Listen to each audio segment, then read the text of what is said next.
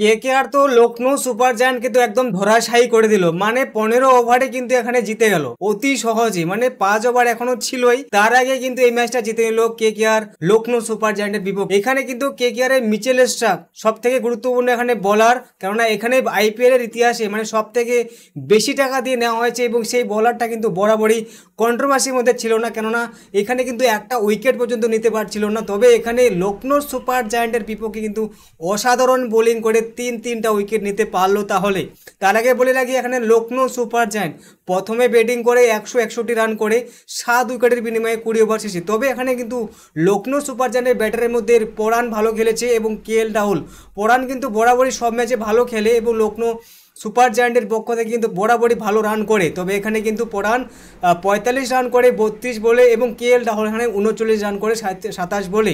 তার সাথে সাথে বলে রাখি, এখানে অন্যান্য যারা প্লেয়ার আছে সেরকম একদম ভালো খেলতেই পারেনি, তাই এখানে রান রেটটা বেশি না হলেও 161 রানের টার্গেট দিতে পেরেছিল লখনৌ সুপার জায়ান্ট কেকেআরকে। তবে কেকেআর কিন্তু অতি সহজে খুব তাড়াতাড়ি এই ম্যাচটা জিতে নেয়, কেননা এখানে মাত্র 2টো উইকেট গেছিল, 2টো উইকেট যাওয়ার পরেই কিন্তু এই ম্যাচটা জিতে নেয় এখানে কেকেআর। এবং কেকেআর কিন্তু শুধুমাত্র 15 ওভার 3 বলে এই ম্যাচটা খুব তাড়াতাড়ি জিতে নেয়। এবং এখানে বলতে গেলে কেকেআর দলের একটা প্লেয়ার আছে যে বরাবরই ভালো খেলে, ফিলিপ সল্ট কিন্তু অসাধারণ খেলে 89 রান করেছে 47 বলে, অসাধারণ খেলেছে, 14টা 4 মেরেছে, 14টা অসাধারণ। তার সাথে এখানে শ্রেয়স আইয়ার, যা কেকেআর দলের ক্যাপ্টেন, শ্রেয়স আইয়ার কিন্তু ভালো না খেলতে পারলেও কিন্তু বলে রান করেছে, 38 বলে 38 রান করেছে। এবং এই দুইজন প্লেয়ারে কিন্তু এই ম্যাচটা জিতিয়ে দেয় এবং কেকেআর কিন্তু বড়সড় সাফল্য পেয়ে যায় লখনৌ সুপার জায়ান্টের বিপক্ষে।